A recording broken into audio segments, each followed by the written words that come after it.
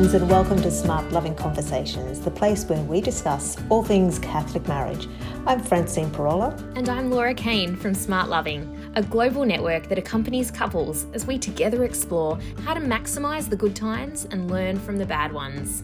With our guests, we explore love, marriage, family, and living the Catholic faith, setting our sights on heaven while keeping our feet on the ground, or in the mud and muck that life throws our way. We've been there, and so have our guests. Join us for better and for worse as we dive deep into real-life conversations of struggle and triumph.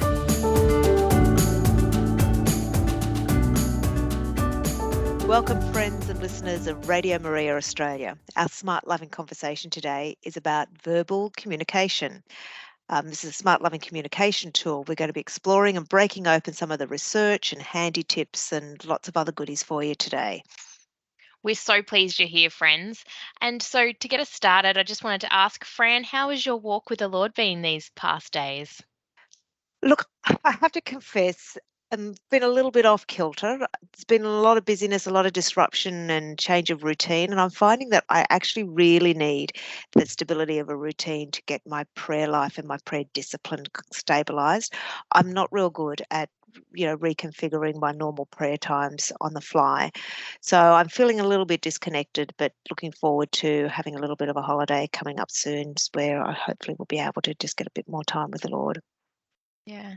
Well, for my own self, I had a really beautiful experience this week because it was the Feast of the Assumption of Our Lady, and where she was taken up to heaven, body and soul, and we celebrate that. And in Australia, it is a holy day of obligation. And I almost forgot that day that I had to go to Mass. And so luckily my neighbour mentioned something, so we quickly got to Mass in the evening, and it was just so joyful to be present with others on a non-Sunday. And, it was a cold evening, and just to see the church full of young families and the kids, and I just was really spiritually boosted by it. So I had a really beautiful, feast day. So it was good. Nice. Yeah, it's kind of good. I know there was confusion in our parishes too. Is this one a holy day, or was this one of the ones that was sort of relegated to optional? But anyway, it's a holiday, and we had some really good Mass turnout, so it was good. We actually had a parish dinner down at the local pub afterwards, because it was our parish priest's ordination anniversary a few days earlier, so that was really nice to have that time with the parish community. Yeah, that is lovely. The lovely thing to do. So shall we dive into our topic? Absolutely, let's do it. Communication. So most young couples, Laura, as you'd be aware, think they're great at communication. But then we get couples in therapy, and they'll say communication is the most common problem, or the thing that really brings them unstuck. And I'm left sort of saying, hey, what? Generally we're talking about the same couples, but just at different stages of their relationship. It's not like they're two separate groups of couples. So what's going on there? How can you be so awesome at communication when you're engaged and dating and in those early years of marriage, and then become so terrible at it, down the track? Yeah. And I mean, have you seen that happen in the couples that you know? Yeah, absolutely. So I reckon there's a couple of things going on. Firstly, I think it's really easy, and it's more common mistake with young people, is to mistake quantity for quality. So an engaged couple will sometimes say to me, oh yeah, our communication's great. We talk all the time. And I think what they're saying there is we do a lot of talking, but they don't necessarily realize that just transmitting information is not the same as deep communication. The second thing that comes up that plays into this factor is that, young couples got the benefit of limerence. And, we unpacked that a little bit in one of our previous sessions, Laura, around this whole idea of when we fall in love. It's scientifically called limerence. The love hormones, if you like, or the neurotransmitters, they predispose us to positive engagement. So we listen and share to each other because we're so hungry to get to know each other, and there's a natural level of trust there. And so we've already got kind of like a really good preconditions that just dispose us to positive experiences in verbal communication. But there's also very little or no history of hurt and disappointment from the other person. So the emotional injuries, I think, is what really fouls up our communication. as we get further into marriage, because we can often be on the defensive. If we haven't addressed those hurts and wounds, we're naturally going to be self-protective and a little bit defensive. It can colour the way that we view what the other person says and does. So in some ways, that's a predisposition in the opposite direction. It's a disposition towards being suspicious or distrusting the other, and that really fouls up our communication. Mm. Does that resonate with you, Laura? It resonates a lot, Fran. It's really interesting, the science and the limerence and the hormones. My husband and I, Joe, we met and fell in love on a Kentucky tour. So we were both on holidays at the time for 14 days, and we could talk as long as we wanted on a long bus journey in between the destinations. So after that, we then long distance dated because Joe was born in the USA. And so for 11 months during that limerence stage, we spent hours on the phone talking about anything and everything.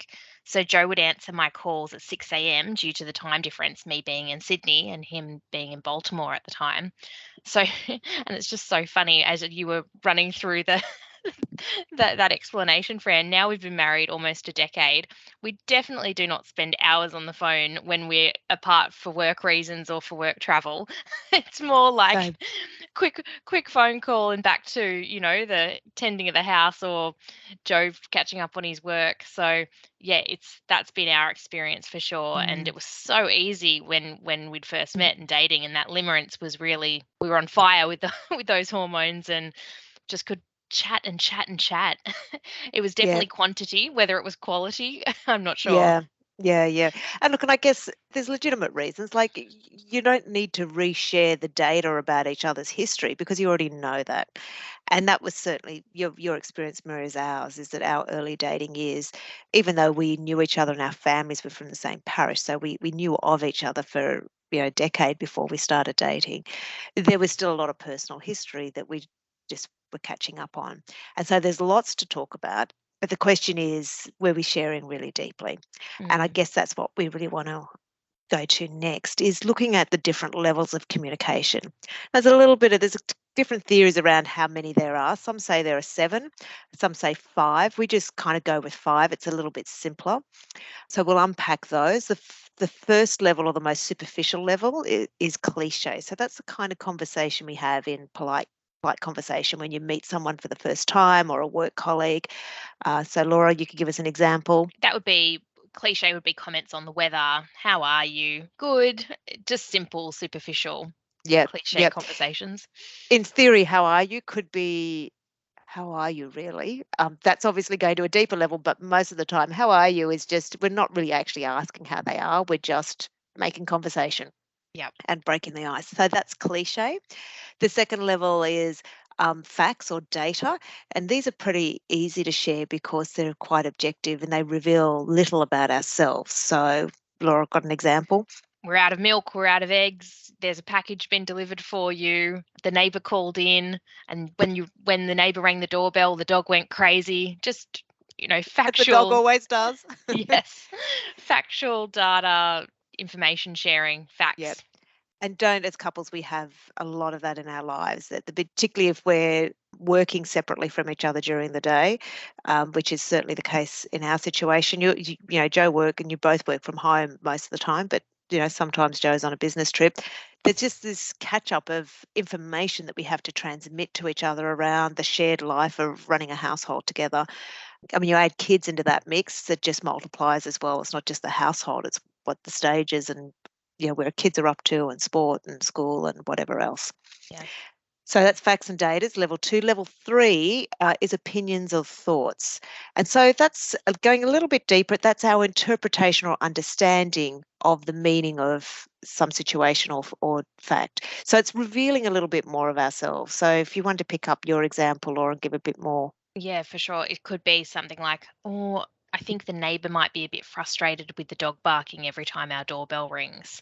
Or another one, I think Mum's idea for Christmas is really good. What do you think? Right, yep. So it's now getting into the principle of thinking. So it's I think the neighbours, or I think Mum's idea, or I think whatever. It's a little bit more. There's a bit, you're putting yourself on the line a little bit, particularly if you venture into sensitive topics or political topics, taboo topics and things like that. That's kind of revealing a little bit more of ourselves, but it's not going too deep. It's kind of keeping it at a fairly safe level. The fourth level is emotions, and our emotions are really unique and personal. That reveals our inner life. So we're talking about things like our feelings, our dreams, our hopes, fears, our wounds, our emotional injuries, and our failings. And so we're starting to talk firstly very uniquely, but also exposing ourselves a little bit. There's a lot more vulnerability once we get to emotions than there is when we're talking about opinions and thoughts. So Laura, got an example? Yes, so look, I'm feeling really embarrassed about the dog barking every time the doorbell rings, and I'm feeling a bit alone in dealing with it and Mm. training the dog. So it's that Um, principle of feeling rather than thinking. And if I could pick up the Christmas kind of idea, because yes. actually that's quite relevant to me. I'm looking forward to Christmas and I'm excited about seeing the family. So I'm starting to express it's not just mum's idea is good for Christmas, but I'm excited. Why do I think it's a good idea? It's because of the feeling content or the emotional content behind that. So that's the fourth level. And then the fifth level, and getting deeper all the time, we call needs or spiritual desires. It's much more difficult to identify these because we're not always immediately aware of what our needs or our spiritual desires are. So it's kind of helpful to, when we talk about and teach couples communication, we really do these levels 4 and 5, emotions and needs, together because our emotions are in some ways a bit of a symptom of our needs either being met or frustrated. So if I've got a need for something and it's being met, I will experience positive or pleasant feelings. So if I have a need for some companionship and somebody rings me up and has a conversation or I chat with the neighbor, I will experience positive and pleasant feelings because a need is being met. If a Mm, need is being frustrated and there's no conversation with the neighbor, there's no chatting, I'm going to get to the end of the day and feel sort of a little bit frustrated or depleted because that need is still unresolved and unfulfilled. So the emotions and needs are really good. It's a good indication whenever we become aware of an emotion, there's usually a need or a spiritual desire beneath it. So, Laura, if you wanted to pick up your example around the dog, because that was quite relevant. Your dog was barking earlier. it was, she was. So, a need could be, I really need you to work with me to help get the dog trained so she's not so reactive every time the doorbell rings. It's really stressing me out. Right. So you've got the emotions of stress and so on, but also going back, you're feeling alone, not just embarrassed about the dog, but also feeling alone and trying to deal with it and respond to it. Mm, And so the need is to have some responsiveness and teamwork and joint companionship in resolving it. To pick up my example around Christmas, I could think about, mum and dad are getting older and I'm realizing they don't have much time left when we can have that really peer conversation. So I really need some quality time with them to make the most of every opportunity. So that sense of, I'm looking forward to Christmas. I'm excited about seeing the family. Why am I excited about that? Because it's going to meet this need to have that quality time with mum and dad. So that's the 5 levels of communication. I guess what we really need to think about is that in the goal in marriage for our communication can be a little bit different whether we're talking about in a secular sense or in a Catholic marriage. So in a secular sense, we hear language such as connection. mm, We want to feel connected to the other person. And that sort of resonates pretty strongly with me and probably does with you, Laura. But I think in Catholic marriage, we're actually aiming for something a little bit different. And I would use the word communion for that. And the reason mm, why I do is that when you look at the roots of the word communion, it's got the same roots as communication, community, or common. And so it's something that happens between people. Whereas if we look at the language or the idea of connection, that's got roots more in technology or in mechanical. It's about the connection between things. So we'll talk about, I plugged the power and connected the power, or we made a connection on the Wi-Fi. So it's got that technological, mechanical kind of thing. And it's probably explains why it's come into our language, contemporary language, in terms of talking about our human relationships. We talk about, oh, I had a really good connection with this person.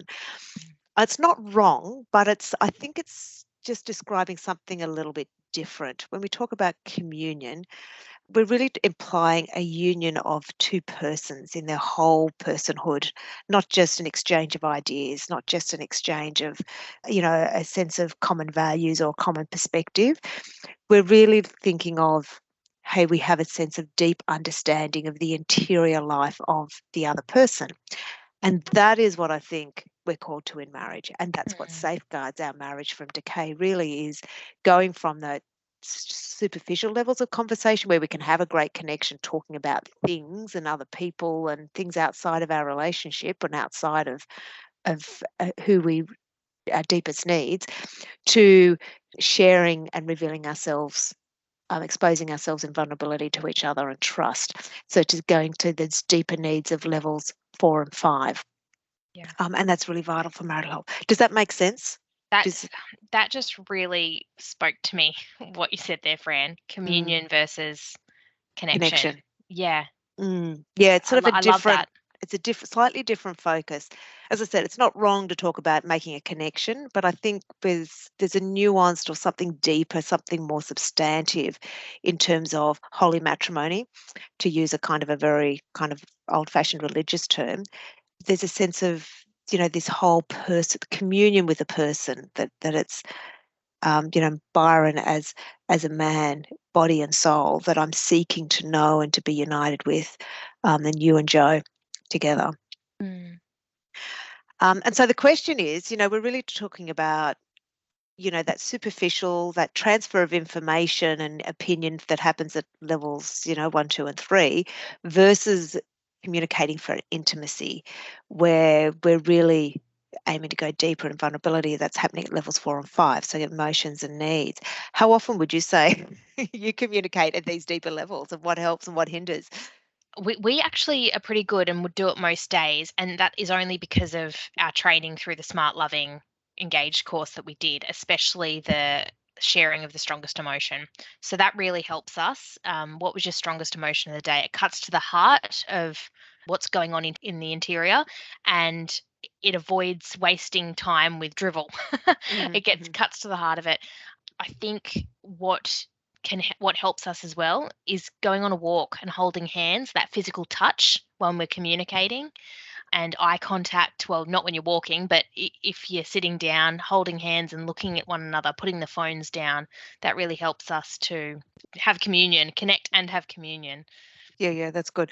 I mean, I have to confess that we go up and down in terms of our level of communication. It really comes back to how busy and distracted we are in our life. And when we've got a little bit more of a leisurely, balanced pace, our communication at the deep levels, naturally picks up. There's a few more things to say about this, but should we go to a break, do you think? Yes, let's take a quick break now. We'll be breaking this down further when we get back after this song. You're listening to Smart Loving Conversations on Radio Maria Australia. You're listening to Smart Loving Conversations on Radio Maria Australia. We've been talking about communication, and now we want to go a little bit deeper on the topic and also explore how couples can engage in communication at those deeper or higher levels, the levels of 4 and 5 at emotions and needs. Laura, just going back to what you were talking about just before we took a break around how often as a couple we talk intimately, and I was saying that we don't always do it so well. I did want to just point out that it's really hard to jump from a cold start into those deeper levels of intimacy in a conversation. We sometimes need to warm up the space a little bit with a little bit of casual banter. And while it might seem a little bit superficial, it's a little bit like foreplay. It's just softening the atmosphere, sort of forming a bit more of a connection so that we can feel a little bit that the trust levels can just be reestablished. And then it's often a little bit easier to open up a more intimate conversation. Yes. So that can be, it's not to say that we should avoid speaking at some of those more superficial levels. They're a really important role in our lives as well. But we just want to make sure that we're, as a couple, we're getting down to those deeper levels on a regular basis. So how do we do that is the big question. And it's really important to remember that in any conversation or any communication, there's two roles. There's a speaker and a listener role. And the job of each one is to make it easier for the other. So the job of the speaker is to make it easier for the other to listen. And the job of the listener is to make it easier for the speaker to share intimately and more deeply. So if we take each one of those roles, and we'll just unpack them a little bit and talk in more detail about it, thinking firstly of the speaker. 3 simple things that a speaker can do to make it easier for the listener to listen. And the first one is timing. Pick a time.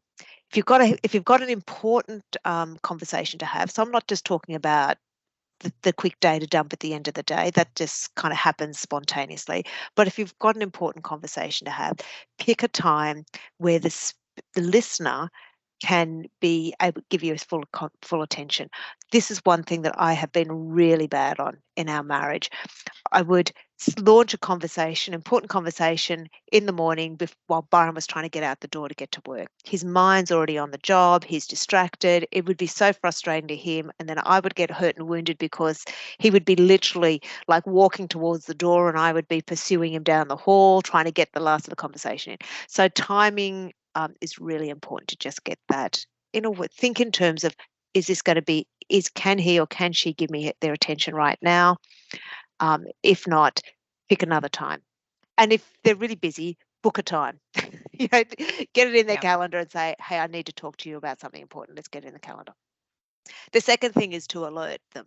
So differentiate. I know this is something Byron's given me feedback on, that if I just start onto that topic without telling him that this is something it's important, then I need his real engagement, he just assumes that it's just some trivial topic and I'm filling the space with a bit of chatter. And so indicating to him and alerting him that I've got something important to say is another really important thing. And finally, the third tip is to use I sentencing. Where we're the speaker, it really helps to bring a bit of discipline into what we say and use I sentences so that I'm focusing on sharing my emotions and feelings. So, I feel or I felt, I'm thinking about my needs and my emotions rather than slipping into judgments, particularly if I start going into you sentences. You said, you did, you always, you never. That's usually expressions of judgments and accusations, and that will immediately put Byron on the defensive. So that discipline of speaking about my interior life is important. And then secondly, also, I guess just to not stop with, hey, I feel angry. What does that mean? How angry? Are you just mildly irritated or you're furious? Give me some indication of the intensity. Give me a bit more information about what sort of impact this is. So sort of pack it out a little bit so that it's not just a one sentence answer or one sentence explanation. There's got some sort of a bit of meat that helps reveal a bit about the nature of the emotional experience. Laura, thoughts or tips? Yeah, I think I just have some thoughts for the speaker as well. What I found really helpful is to reflect before speaking, and again, writing it down is really helpful. So, listing your feelings and then how am I feeling? One time I described that I felt like a sunflower trying to get to the sun, and Joe stomped on me. So, that That's a powerful image, isn't it? it was a Just because powerful image. we can all see the sunflower kind of turning towards the sun, and yeah, nice. And that helped Joe to understand how hurt I was in that moment, and to really tune in as a listener to how we could reconcile and make it better. So yeah, as well, what I'm referring to there is actually the Life tool, the LIFE tool, and we learnt that from Smartloving from our Engage course. And if you are married and you'd like to learn that tool, it's actually also in the marriage enrichment online course called the Marriage Kit. So it's just a really good structure that Joe and I have found for really having the speaker be able to share how they're feeling and communicate it effectively and efficiently to the listener. Mm, yeah, because it's not always easy on the fly to just give a full embellishment of your interior experience. So you're right, taking a bit of time to think about, what do I want to say? What are my feelings? Because they're not always obvious. There can be layers of feelings. Sometimes a superficial feeling might be covering something more tender and intimate.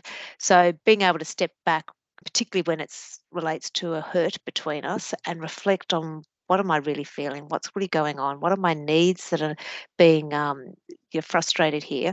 And then we can bring that to the conversation with I guess a more measured kind of delivery, without kind of being all aroused and on the attack. Yeah.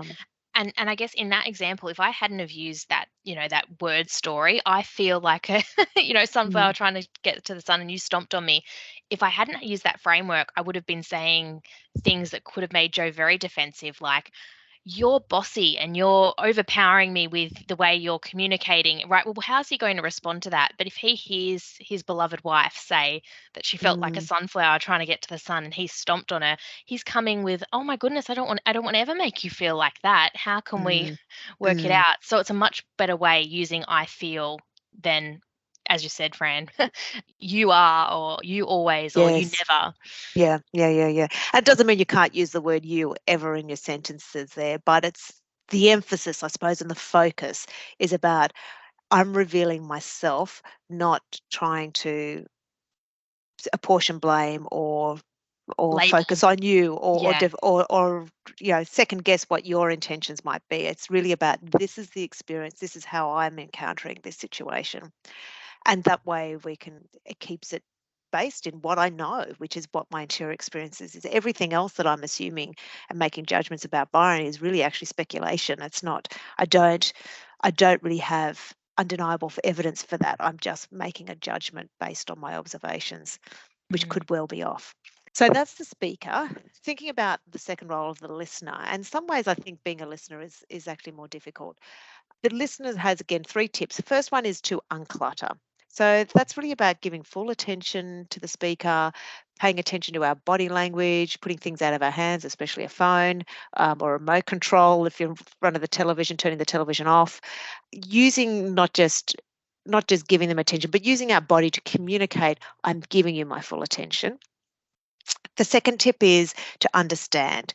So, when we're listening to somebody speak at these deep levels, we're really listening for the meaning and perhaps kind of going a little bit just to past the direct or the plain meaning of the words, but looking for the meaning beneath them or sometimes the innuendo, and then asking questions of clarification if we're not sure, we think we might be misinterpreting it, putting out the invitation to go deeper. So I really like to be able to say to Byron on both of these, so what I'm hearing you saying is this, is that correct?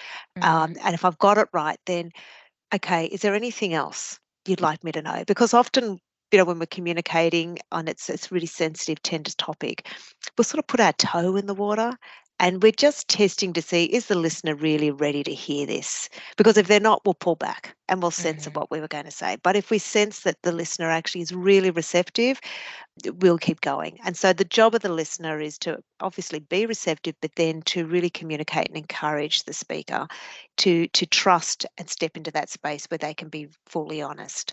So it's unclutter as the first tip for the listener, understand is the second one, and the third one is unite. So to then make sure that as a listener, I'm validating Byron's experience, paraphrasing, describing it back to him so that he knows that I've heard and I've understood. And that's a classic kind of technique that's used in counseling, but it's really, really good for all our human relationships. So, Laura, break that open a bit more for us. How would you rate yourself as a listener? I put myself very, very poor as a listener. I'm still in training, trying to get the discipline right. How are you going?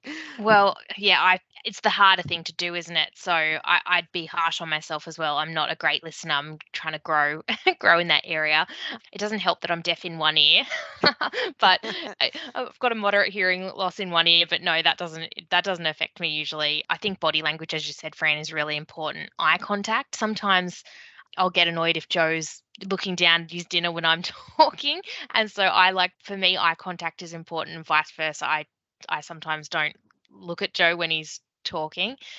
And as I said before, if we're on the couch, if we're holding a hand, like, if it's a if Body, it's a some tough kind of conversation, contact. There can be some yeah, tactile communication going on. Mm. absolutely. So if it's our thighs, if I'm cross-legged on the couch and it's my knee on his knee, or I'm holding his hand, or that's really powerful too. And putting down the phone. Sometimes I'll be on the phone and halfway through writing a message and he'll come in and just start speaking, and then he'll say, you're not listening. So if I just throw down the phone and you've got my full attention now, Oh gosh, those phones, aren't they? Such a barrier for effective communication. So, And they're actually a communication device, right? So, right.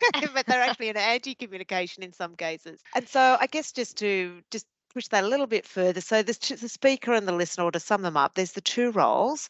The job of the speaker is to share clearly and efficiently and with vulnerability, and it requires preparation. So, some reflection is really important, focusing on the I sentences. So, it's really an I focused task. I'm focused on exploring my emotions and needs and sharing those with Byron. The listener is job is to understand and validate the experience of the speaker. So it's a you focused thing. And you'll notice that the 3 tips that we gave to unclutter, to understand and unite all start with the letter U. So it's a play on the word you, Y-O-U, and the letter U, to help us remember that as a listener, I'm not so much thinking about myself, but I'm thinking about you and helping you be really honest with me.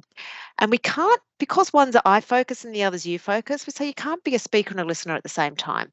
So this is where the intentionality and the discipline around good communication comes in, is that we need to be consciously about, you're the speaker and I'm the listener, and I'm going to stay in my listener role. It's really tempting if something the speaker says that it's triggering us or arousing us, is we want to jump in and take over, and it's the speaker role.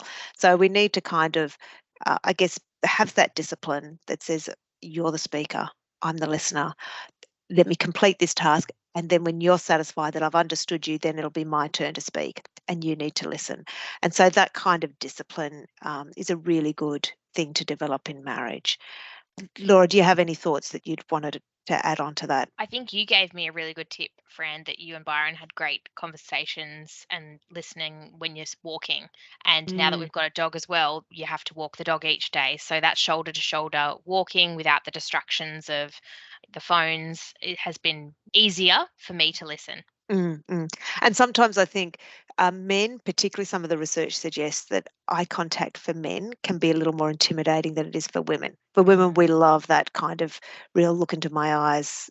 That's very intimate and powerful. But for men, that can sometimes feel a little bit intimidating. So again, with the kids, we always found driving in the car was a good time to have a conversation. We're both looking forward out the front window, but they would often feel a little safer in that environment to open up and share things. Yeah, that's so interesting, Fran. Let's take a quick break now. We'll play a song and we'll see you after the break to get practical with some take home for our listeners. Hello and welcome. You're listening to Smart Loving Conversations on Radio Maria Australia. We've today been talking about communication, and now it's time to get practical. We all love the theory, but how do we take these ideas and apply them to our daily lives and our relationships? So, our practical take home today is one of our Smart Loving tools. We call it the Daily Strongest Emotion. And it's really pretty simple. It's just each day taking a few minutes to reflect on the question, what was my strongest emotion today? And then taking turns to share your answers using some of the tips that we described around sharing and being the speaker and the listener. So, focusing on emotions and just reflecting for a few minutes before we speak, and then the other person listening to understand, and then swapping over. Sometimes this only takes a couple of minutes, but it's a really good discipline. Because one of the things that it does is it just forces us to reflect a bit on the day. So sometimes, we can be busy, busy, busy. We get to the end of the day and we really haven't reflected on the day and the important kind of lessons and incidences of the day. And secondly, as couples in a busy household and busy lives, is we don't have the time to talk about everything. But if we can talk about the thing that was the most significant emotional experience for us, well, then we're actually connecting on the most important thing. And so if this is all we did, if this was the only intimate conversation we had, we'd actually be doing pretty well. We're sort of getting the, probably the top topic to talk about. And so when we talk about the strongest emotion, it's not just the one that was most powerful. It might just be something that was significant. So it might be an emotion that we don't feel very often. So, we might have seen someone or met someone and we felt jealousy, and maybe that's not something that we usually feel in a day. So that's significant, the fact that it's rare, not so much that it was a really strong emotion. And other times it will just be, it was a stronger emotion. My boss criticized me and I got really upset, really upset. So that's an intense emotion as opposed to just a rare emotion. So it's really looking at what was the most significant emotional encounter during the day. Laura, what's your experience with this tool?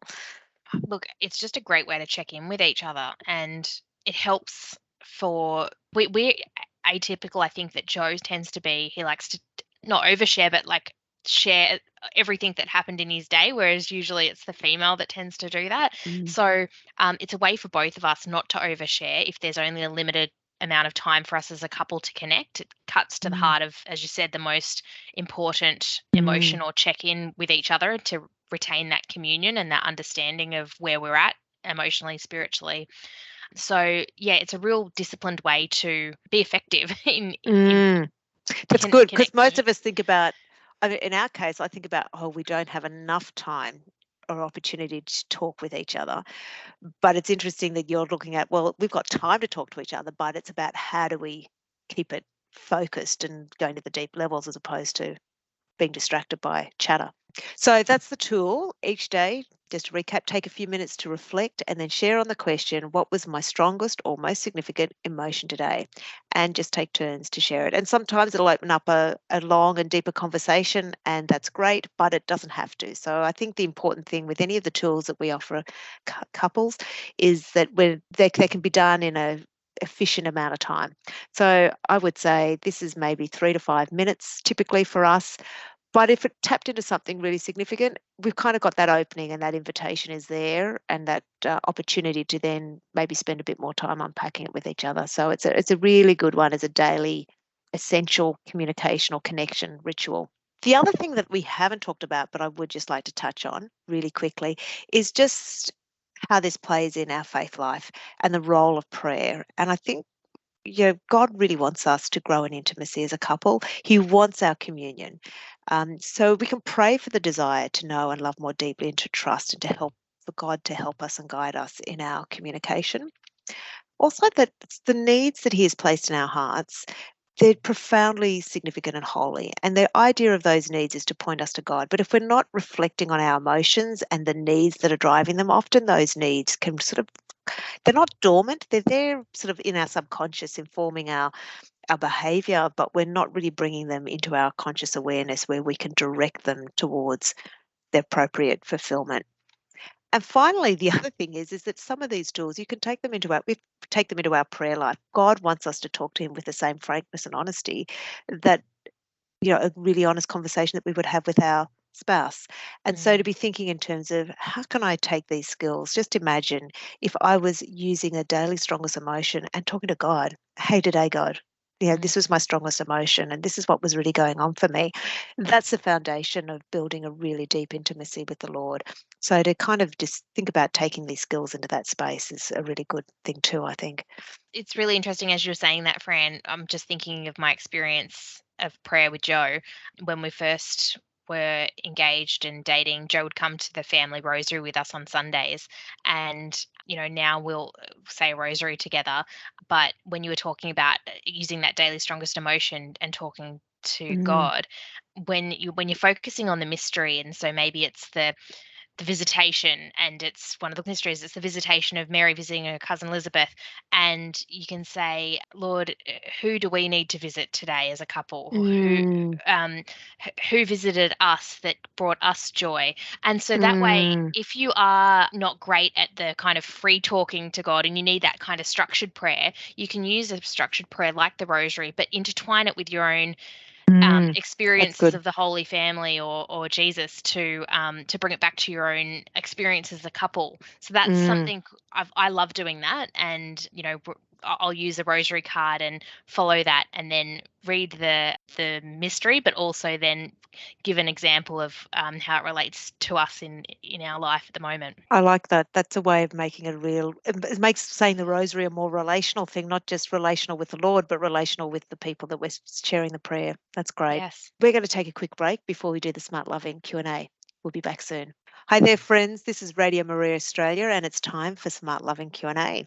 We get questions every day from the wives, husbands, and couples from around the world who are doing our programs or courses. And so, Laura, what have you got for us today? Well, there was a question from a recent Smart Loving Q&A webinar, and it was from an engaged couple, and they asked for any reminders of things people forgot about during their time of marriage prep.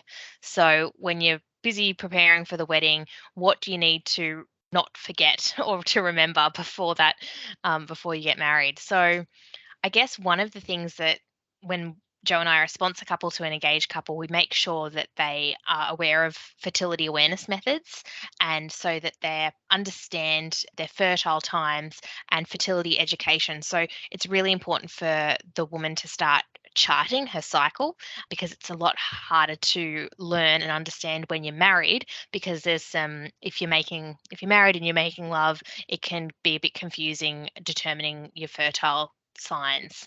So yeah, fertility education. Friend, was there anything else that Yeah. you And you're would right, add? Laura. It does take a few, like you kind of really want a couple of months to just get confident in that fertility awareness methods, and starting that sooner rather than later is really good. Look, and some couples sort of think, oh, well, we'll worry about it afterwards, but it's actually, yeah, it's much better to do it beforehand, because again, it's one of those things that really brings you closer together, and learning about how God has designed our bodies and as to be so complementary. And it's really a beautiful opportunity to deepen the intimacy and faith as a couple, is learning about your fertility and how it works. I guess the other thing that comes to mind is firstly just getting started, is the formal preparation as soon as possible. A lot of couples, engagement can be a really busy time, and they're thinking about all the things they've got to do to book venues and plan a reception and so on. And they're thinking in their head that, oh, I just have to do this course. We can do that later.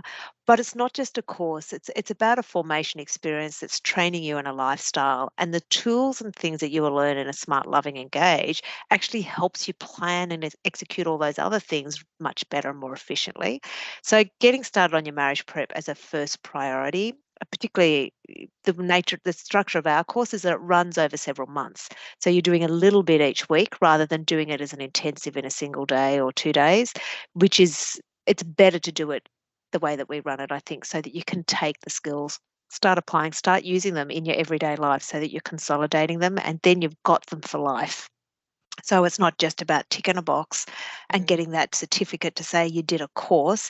It's really about training and setting yourselves up for success in marriage by consolidating those skills. The other thing I think often gets overlooked is just the spiritual preparation. Like, there's so much focus on the festivities of the celebration of the wedding, that often what is forgotten is that you're making a lifetime commitment, and it's a vocational call that the Lord is calling you to. So just to be aware of and attuned to the spiritual preparation, I think could be really, really helpful. I know when we were looking back to our engagement time, we got sort of sucked into that trap of the event. We only had 6 months, and we had some really good formation from the priest who was marrying us. He was very good, but nobody ever suggested to us, for example, that we should go to reconciliation, the sacrament of reconciliation, before the wedding. And I really regret that we weren't reminded that, hey, you're making a really important commitment. It's a sacrament, just like, with our other sacraments for the first time, we should be preparing spiritually and going to reconciliation. Nobody ever suggested that to us. So I think that's an important thing, of just so you can approach your wedding day knowing that, you're fully spiritually ready to make the commitment yeah, and to that we're receive that making. grace from the sacrament, the fullness of it from having a good confession Mm, beforehand. absolutely. And we often don't, we either go one or two ways with the sacraments, right? We kind of think, oh, yeah, it's just sort of like some magic pixie dust that we get the sacrament and all of a sudden we've got the grace, or we just think it doesn't make any difference. And both are wrong. I mean, we need to be, in order to receive the grace of the sacrament, we need to be in a place where we're open and receptive to it. And so that importance of the sacrament of confession and the sacrament of reconciliation is that it helps us to prepare our heart to receive and get the maximum benefit from the graces that are offered through the sacraments. And so we need to kind of attend to both of, those things really importantly. Yeah, they're really good tips. Thanks, Fran. Mm. If you've got a question for us, you can contact us via the Radio Maria website or visit www.smartloving.org/conversations. Yeah, you can just fill out the form there, listeners. We'd love to get your questions. Just before we sign off, we'd like to share a blessing with you. So for me, a blessing for me this week has been the Word on Fire Institute. I took out a subscription about a year ago, and I'm finally getting around to doing the first course, and I'm doing the one on the Protestant Reformation, which is presented by Bishop Barron. And it's really quite interesting. I've been impressed with how gracious he is towards some of the main players, so Martin Luther and Calvin, is the two sort of figures that he's focusing on. And I think he's actually being very fair to their criticisms of the Catholic Church at that time. And so I've just, appreciated his very measured and academic analysis of the situation in that time in history. But also I was just so grateful to him, just thinking about how he has engaged, Bishop Robert Barron has engaged with the wider community in an intellectual fashion. I think there was this kind of assumption that if you were a believer, you were just intellectually disadvantaged somehow, like only dumb people believed in God and only dumb people followed the teachings of the Catholic Church. And I think what Bishop Barron has done is he's made a really good attempt at resetting that assumption by giving strong intellectual defenses of what the church teaches and believes. Yeah. Well, this Bless You is a bit of a Bishop Robert Barron fan club, because my Bless You for the week was a rosary podcast by Bishop Barron on Spotify. So I've just found it. I was looking for an audio version of the rosary that I could just listen to, while I was lying in bed, and I found this one by Bishop Barron. It's beautiful. So I really recommend our listeners to check that out. Oh, that's great. And you were going to say while you're falling asleep, but you were worried that the listeners would judge you. Yeah, it does sometimes put me to sleep. But how beautiful to go to sleep to the beautiful timbre of Bishop Barron's voice, and also by meditating on the mysteries of the Rosary. Absolutely. I remember a friend of mine saying we used to have a women's prayer group, and we had to have this meditation, and I would often fall asleep in it, and I'd be so embarrassed. And they would say, yeah, but that's like, I think it was the Little Flower, to Therese of Lisieux, used to just talk about the trust that a child has falling asleep in his mother's arms, and to kind of think about, okay, in prayer, we're just running into our Father's arms, and we're feeling so safe there that we can just fall asleep in his arms. So 3 cheers to praying and sleeping simultaneously. Oh, good fun. Well, that brings us to the end of our time together. You can find more information, including links to our blessings, show notes, and more at smartloving.org/conversations. That's www.smartloving.org/conversations. We're Francine Parola and Laura Kane from Smart Loving, thanking you, our listeners, for your attention. We pray that you will be blessed in your walk with the Lord today, and we lift you up in all your intentions. To our patron saints, Our Lady Andrew of Knots, pray for us, and St. John Paul II, pray for us. This is Radio Maria Australia. Goodbye.